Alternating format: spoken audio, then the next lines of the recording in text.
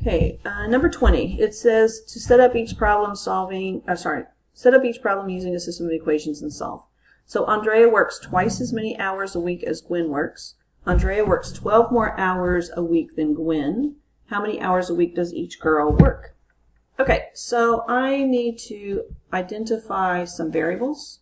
So we're going to let A be the number of hours Andrea works.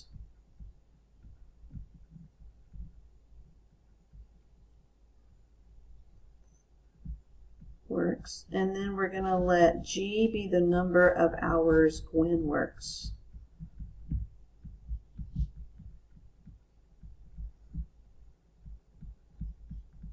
Okay, so the first statement says Andrea works twice as many hours a week as Gwen. So we came to the word Andrea first, so that means we're going to say A equals, and then twice as many hours as Gwen, so 2 times the number of hours that Gwen works, and G is going to represent that number of hours. The second statement says Andrea works 12 more hours a week than Gwen. So again, Andrea is the first word we came to. So we're going to have A equals 12 more than. That means we're adding 12 to something. And it says 12 more than, more hours than a week than Gwen. So it's just 12 more than Gwen. So here are my 2 statements I'm going to be putting into the calculator. So let's flip over to the calculator. And we're going to do a system. Alrighty, let me go to another document. So Control Doc. We're going to just add a calculator. And I may need to move those equations. Let me write them down here. So we have A equals 2G, and then we had A equals G plus 12. Okay, so we can get this off. Okay, so if I'm solving a system, it's kind of like when we do the in-solve. So we're going to go to menu and we're going to go to algebra. But instead of doing numerical solve, we're going to do number 2 where it says solve systems of linear equations. So we have 2 equations. That's always the same. But my variables were changing to A and G. So I'm just going to type over and put A comma G. And then I can just hit enter. And so I just type in my equations we have. So A equals 2G, and then A equals G plus 12. And then hit enter.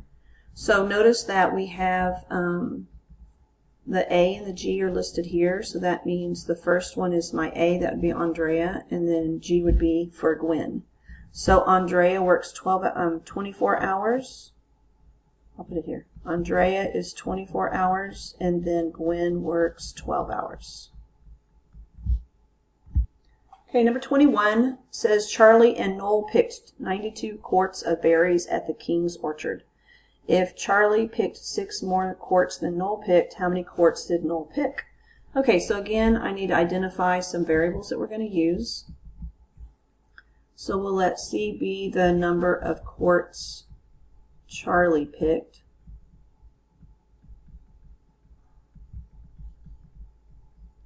And then we'll let N be the number of quarts Noel picked.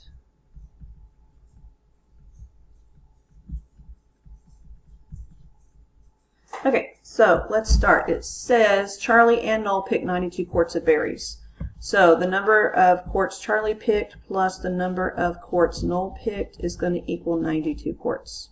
The second statement says, if Charlie picked 6 more quarts than Noel picked, how many quarts did Noel pick? So Charlie is first, so Charlie equals, pick 6 more quarts than Noel, so that means the number of quarts Noel picked plus 6. So again, these are my equations I'm going to put into my calculator. So let's go to the calculator.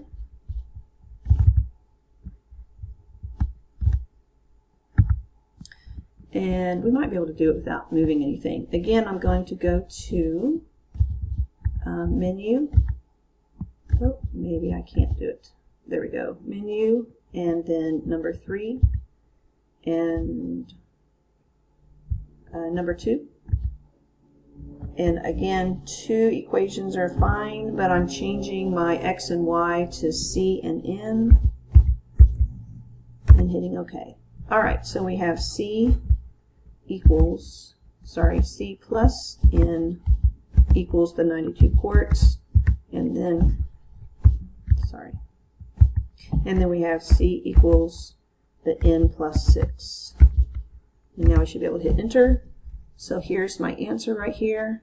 Remember, this is the C and this is the N. It tells us right here what order that is. So for Charlie, he picked 49 and Noel picked 43. But remember what the question asked us. It just asked how many quarts did Noel pick. So Noel picked 43 quarts. So really this is the answer they're looking for. Okay? Okay, so number 22 through 27, guys, we are solving for the given variable. So we are literally doing in-solve on all of these. So I am just going to go ahead and put the calculator up, and I'm just going to work through these. I'm not going to flip back and forth to the paper. So you have your paper in front of you. We're going to start with number 22. So let me scoot this over. All right. And I'm going to get a clean page here so that we just start fresh. All right, so if I want to do in-solve, I'm going to go to menu, 3, and then 1. Number 22, the equation is 8y minus a parentheses, 5y plus 2, close my parentheses, equals 16. Don't forget, comma, y after that. So my answer for number 22 would be 6. Okay, number 23, again, I'm going to go to menu, 3, 1, and type my equation. 6d minus 12 minus d equals 9d plus 53 plus d, and then, of course, comma d at the end. So my answer for 23 is going to be negative 13. Number 24, menu, 3, 1, and then my equation is 5m minus 2 parentheses, m minus 5, close my parentheses, equals 17, and then comma m. So that came out to be 2.3 repeating. Do you guys remember what we did when we had a 0.3 repeating? So this actually comes out to be 2 1/3. If you don't remember what 0.3 repeating is, remember you're going to put 0.3, 3, 3, 3, 3, 3, 3 all the way across, right? And then you're going to go to menu 2, 2 to figure out what that fraction is, okay? All right, let's keep going. So that was number 24. So we're on 25. So let's do menu 3, 1. And number 25 is 6 equals 3 plus 5 parentheses y minus 2 close parentheses and comma y. So we have 2.6 for number 25. Number 26, menu 3, 1, is negative 8 parentheses 4 plus 9x close parentheses equals 7 parentheses, negative 2 minus 11x, close parentheses, comma x. And so for 26, the answer is 3.6. And our last one, so menu 3, 1 again, we have 2 parentheses, x minus 3, close parentheses, plus 5 equals 3 parentheses, x minus 1, close parentheses, comma x. And number 27 comes out to be x equals 2. Okay, 32 and 33, it is just asking us to solve the following quadratic equations. So remember, guys, to solve an equation, a quadratic equation, the solutions are just the x-intercepts. So the main thing we have to do is to set our equation equal to 0. This is already set equal to 0, so we are good there. So we are just going to go straight to the calculator and take care of it from there. Okay, so I'm going to do Control Doc to add a new page. We want to do 2 to add a graph. So I'm typing in everything but the equals 0. So I'm going to have x squared and then minus 12x and plus 27. And then I can see from my graph that my x-intercepts 1, 2, 3, 4, 5, 6, 7, 8, 9. So my solutions will be, I can either say 3, 0 or 9, 0, or I can put it in the braces and say 3, 9, and just have the x values only. All right, so number 33 is the same thing, but the equation is 6r squared minus r minus 1 equals 0. It is set equal to 0, so we're good to go, with one exception. Because we're putting it in a calculator, and you notice it says f of x, we really need to write these with x's instead of r's. Okay, so now we're ready to go. So let me... Okay, so we're going to type in 6x, oh sorry. Okay, hang tight.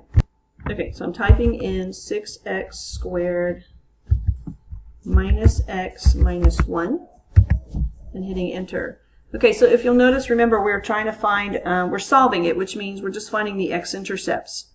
However, look at my x-intercepts. They're not on whole numbers, so harder to see. But we have a nice calculator here that can help us. So if we go to menu, and then we go to number 6, which is analyze the graph, and we want to find the zeros. Remember, x-intercept, solutions, roots, zeros, they all mean the same thing, right? So if we want to go to find the zeros, I'm going to hit number 1, and this dashed line comes up. I just need to move this dashed line, oh, not that far, sorry. I just need to move the dashed line to the left of the first point that I want. And I'll hit enter, and then scoot it over just to the right of the first point I want and hit enter again. And then there you can see that your, right here, I'm going to move it out of the way though. That is going to be my first solution. So if I wanted to write that, remember a 0.3, this is the third time we've had a 0.3 repeating. A 0.3 is the same thing as 1/3. So my first solution is going to be a negative 1/3, comma 0.